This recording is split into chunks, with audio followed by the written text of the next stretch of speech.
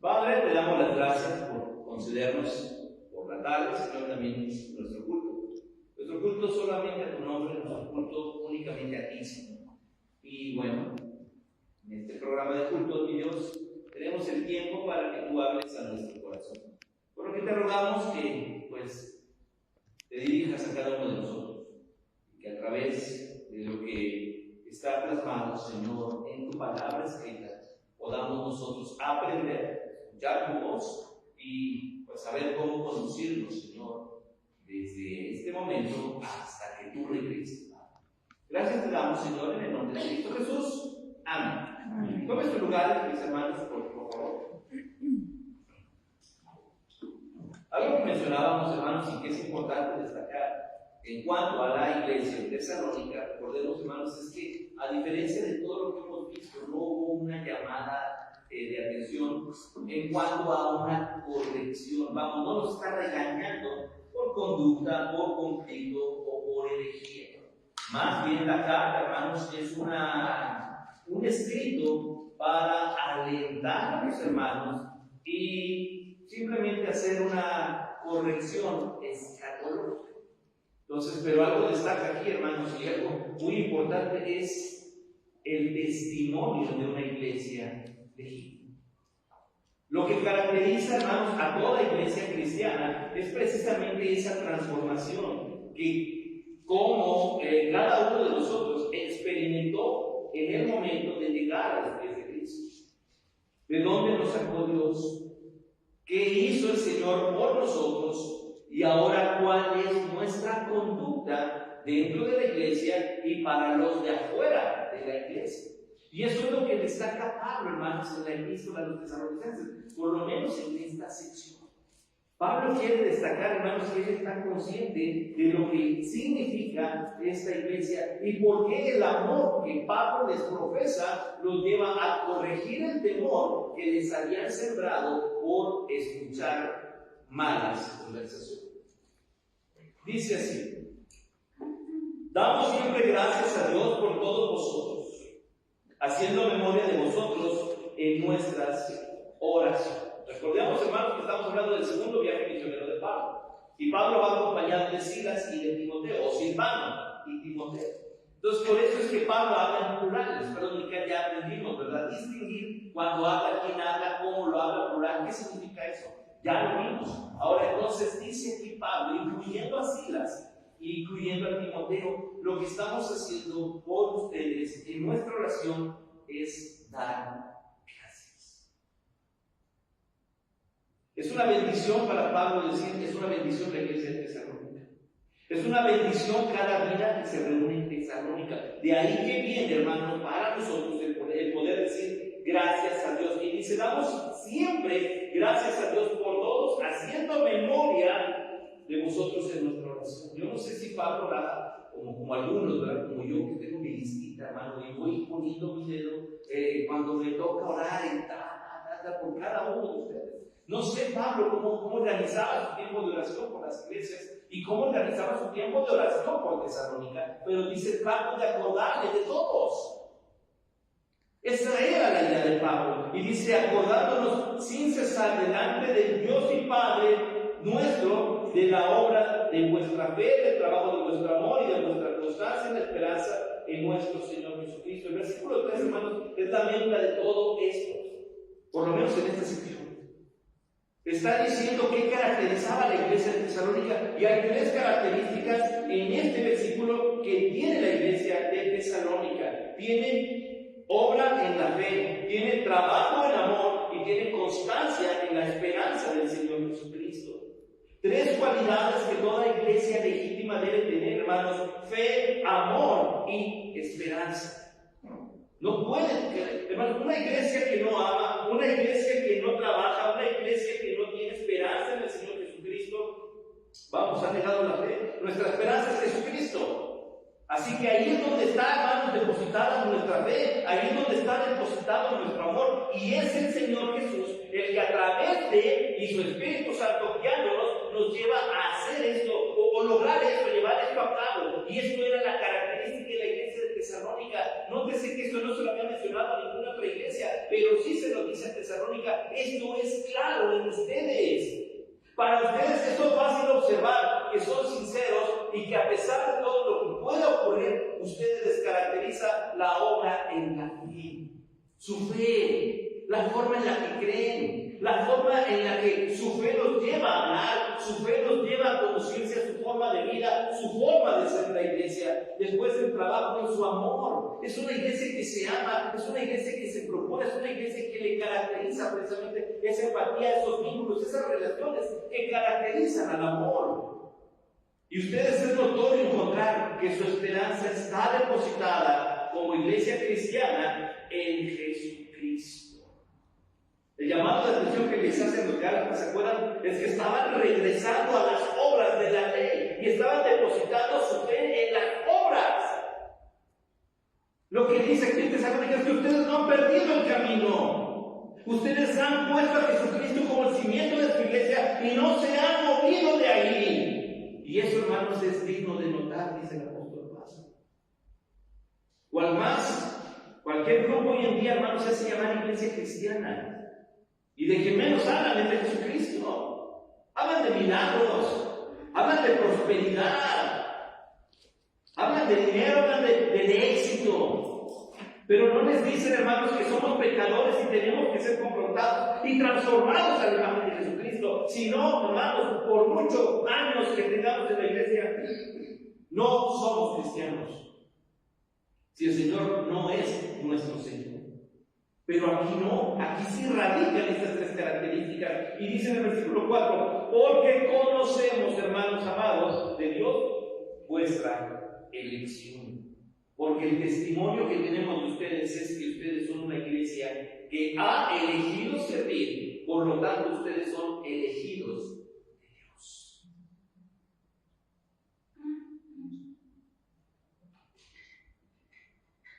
Les destaca algo.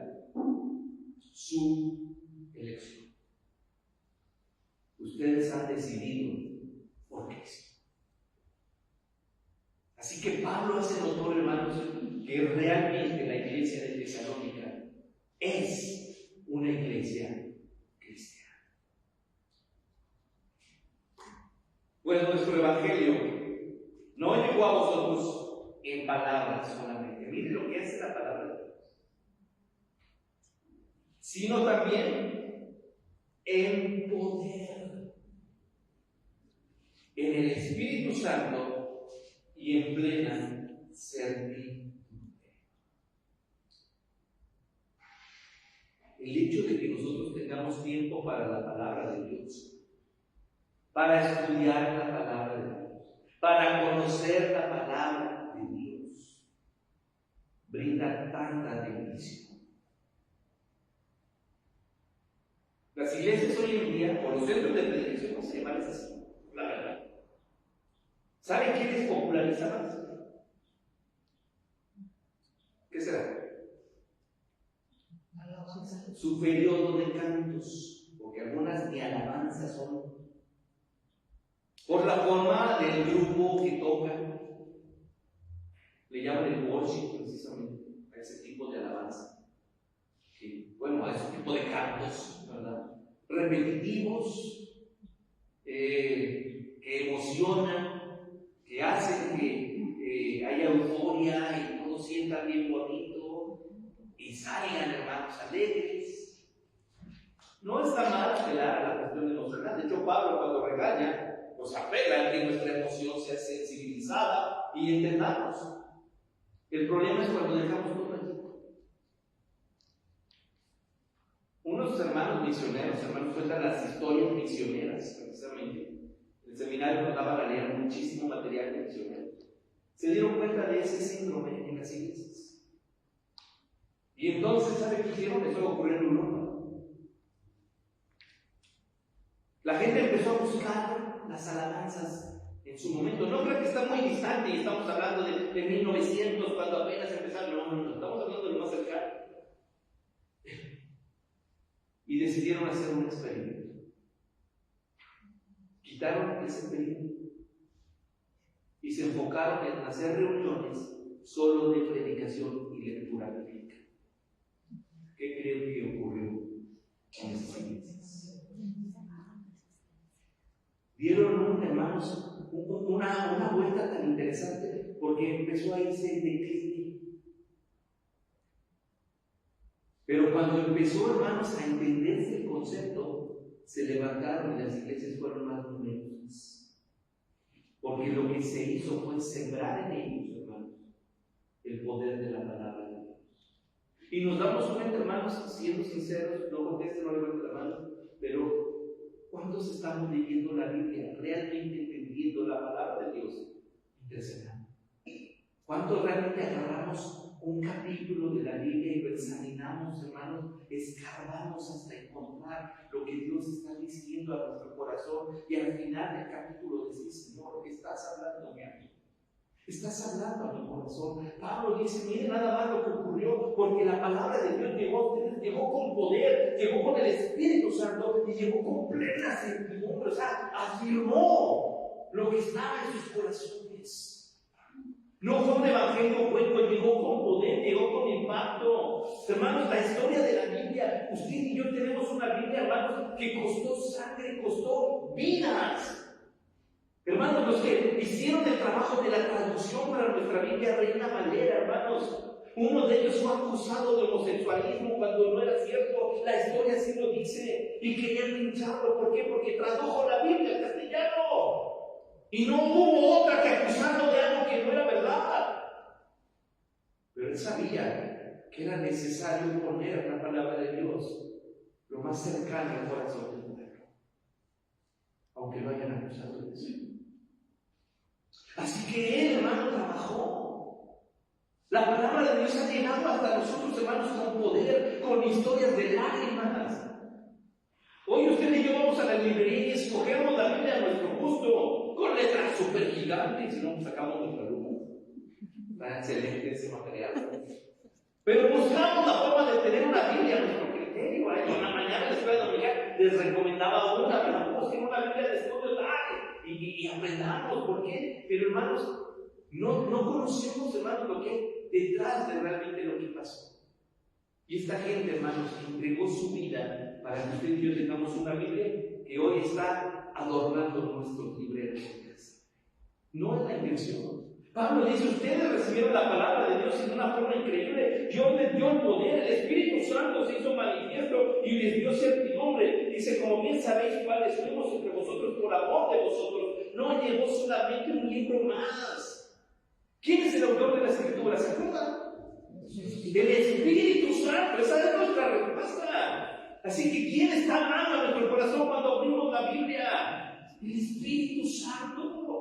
Así que Pablo reconoce que esta era una iglesia que realmente abría la Escritura para escuchar la voz del Espíritu Santo. Eso es lo que hace una iglesia al escuchar la palabra de Dios.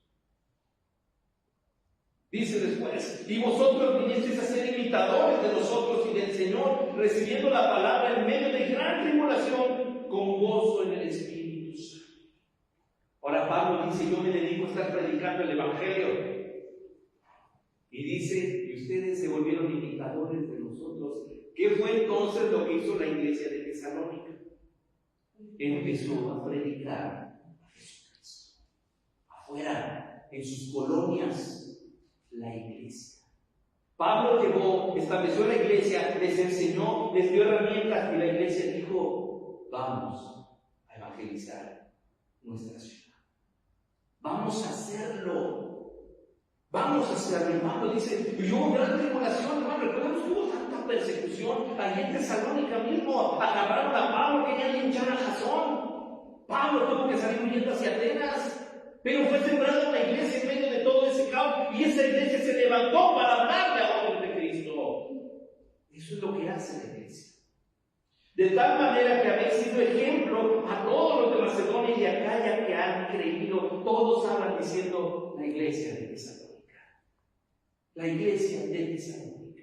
Y no hablar mal, estaban reconociendo el corazón, hermanos, que tenía Tesalónica por la palabra de Dios y por hablar de la palabra de Dios. No solamente una cosa, usted y yo como cristianos estamos aquí para aprender de la palabra de Dios, pero el lunes usted no está aquí. El lunes usted es responsable de hablarle a otros de la palabra de Dios. ¿Y qué cree que el martes, miércoles, jueves, viernes, sábado, domingo? Así que esta responsabilidad que toman, hermanos, los tesalonicenses, es una responsabilidad que los salmantinos también hay que aprender. Todos los que vivimos aquí, yo no soy de aquí, pero vivo aquí, así que es una lección que todos tenemos que aprender. Dice después, mire esto, porque partiendo de vosotros ha sido divulgada la palabra del Señor. ¿Qué hicieron? No solo en Macedonia y Acaya, sino también en todo lugar nuestra fe en Dios se ha extendido, de modo que nosotros no tenemos necesidad de hablar nada. Pablo dice, ¿qué creen? ¿Nos fuimos a evangelizar a Macedonia? Ya nos habían comido el terreno los de Tesalónica. Y fuimos a hablar de Cristo a Acaya, ¿y qué creen? Que los de Tesalónica ya habían ido a hablar de Cristo. Una de las cosas que mi papá y mi mamá siempre impulsaron en nosotros, como hijos, hermanos, fue: a donde llegues a vivir, háblale de Cristo a tus vecinos. Así fue. La casa, allá en la casa de mis papás, hermanos, abrió, era una célula. Y los viernes a las 8 de la noche, hermanos, ahí mi papá, incluso de su peluquería, porque su peluquería era modestita, ahí en la misma, en la casa, en la sala de la casa, llegaban los clientes y le decía: espérate tantito, pásale, pero nos esperas mientras escuchas la palabra de Dios. Y hacía eso. Cuando llegó una campaña evangelística y nos dijeron: vamos a hablar de Cristo allá en el Fobiste, dijimos: pues vamos, ¿verdad? Y a mí lo que me llamó la atención, hermanos, y no lo digo para vanagloria, sino por el trabajo hecho, es que cuando llegaban estos hermanos y tocaban, salían y les decían: les queremos compartir e invitar a un estudio bíblico. Los vecinos decían: es que la persona que viene con usted ya nos ha invitado. Y volteaban y nos miraban a mí, miraban a mi hermano. No hubo una sola casa donde dijeran: no los conocemos o los sabíamos. Ahí don Ciro nos ha invitado a su casa, doña Jenny nos ha invitado a su casa. Hemos oído la palabra de Dios hasta que el misionero dijo: hicieron un trabajo ustedes aquí en la puerta. Mas de verdad que fue algo que no nos dimos cuenta. Yo llegué a decirle a mi papá: ¿sabes qué? Tú aquí, la unidad, todo el mundo sabe que aquí los viernes a las 7 hay estudio bíblico. ¿No quieren venir? Bueno, ya es decisión de ellos. Pero todos han sido invitados. Todos conocen. Y esto es tan interesante, el saber que nosotros somos aquellos que pueden llevar el evangelio a otra ciudad. Que nosotros, hermanos, fuimos colocados por Dios en esa colonia, en esa casa. Somos los tesalonicenses de Salamanca. ¿Y qué hicieron los tesalonicenses? Le hablaron de Cristo a todos sus vecinos. Ya lo hicimos una vez, pues hagan otra vez. Ya les he dicho: no importa, siga orando por ellos, síganle diciendo buenos días, síganle diciendo: estamos orando por ti. En algún momento, hermanos, el corazón más duro se vuelve sensible, porque todos tenemos necesidad de Dios. Pablo llegó a predicar a Macedonia y le dijeron: los de Tesalónica ya vinieron a hablar. Pablo llegó a predicar a Acaya y le dijeron: los de Tesalónica ya vinieron a hablar. Entonces Pablo dice: wow, ya no tengo dónde hablar en esta zona, porque los de Tesalónica entendieron su llamado como iglesia cristiana. Porque la gente que está alrededor de Tesalónica ha escuchado de Jesucristo. Porque la gente que es vecina de los miembros, de los integrantes de Oreb, ha escuchado el Evangelio.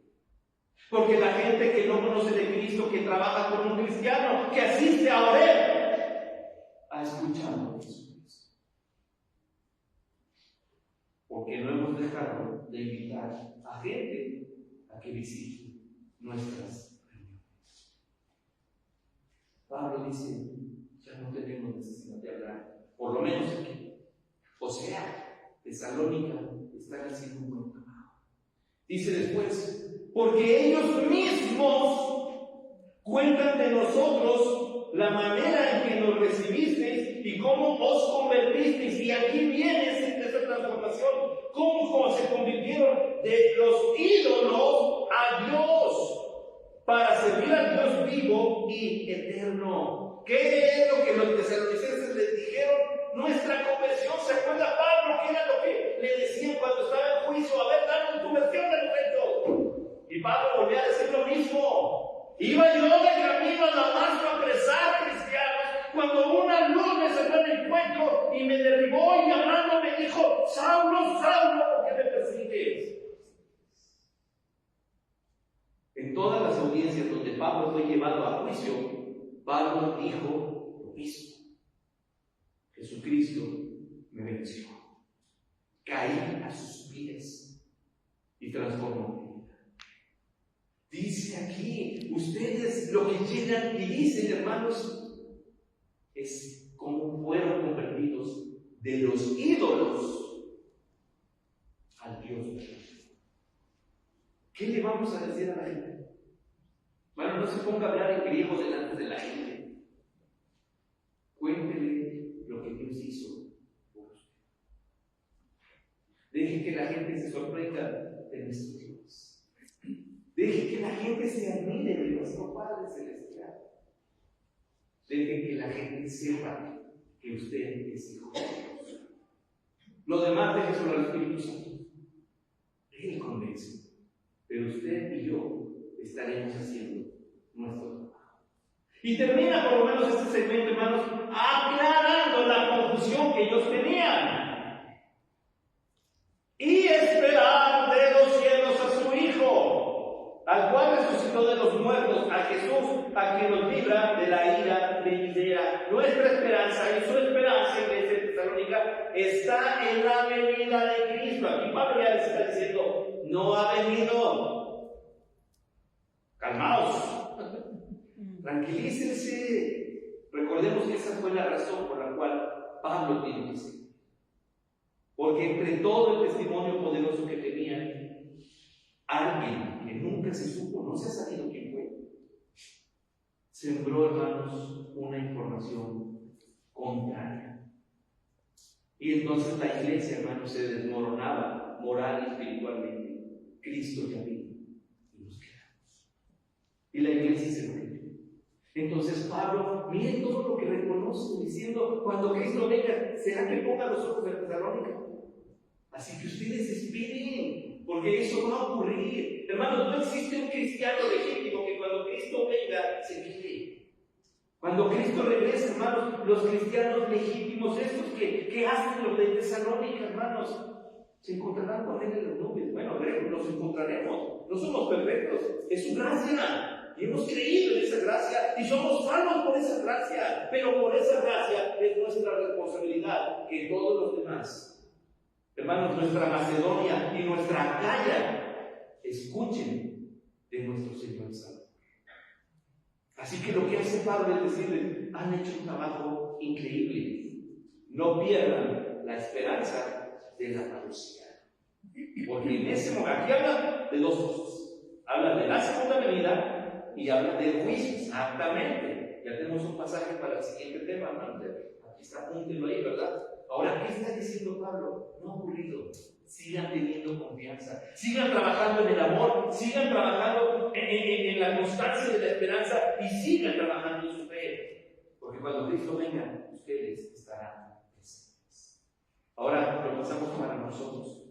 Siga actuando, siga evangelizando, porque cuando Cristo aparezca en las nubes, primeramente Dios o Él se irá con eso. Amén. Pero tenemos mucho que hacer. Padre, te damos gracias por tu palabra.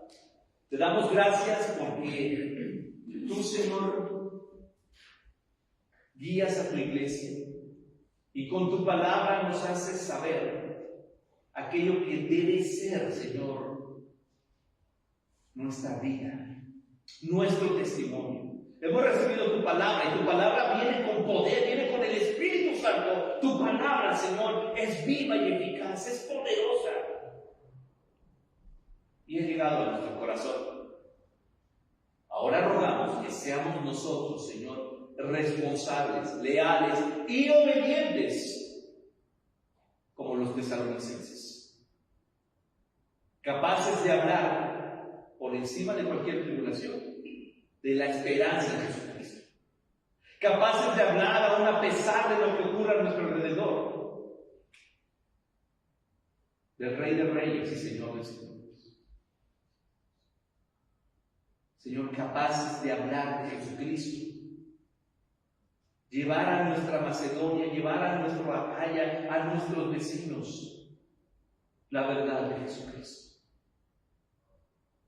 Y que cuando tú aparezcas en las nubes, seamos hallados haciendo tu voluntad. Así que te damos gracias por la epístola de los Tesalonicenses. Y te damos gracias porque el mensaje ha llegado a nuestro corazón. Gracias entonces, Señor, en el nombre de Cristo Jesús. Amén. Dios les bendiga.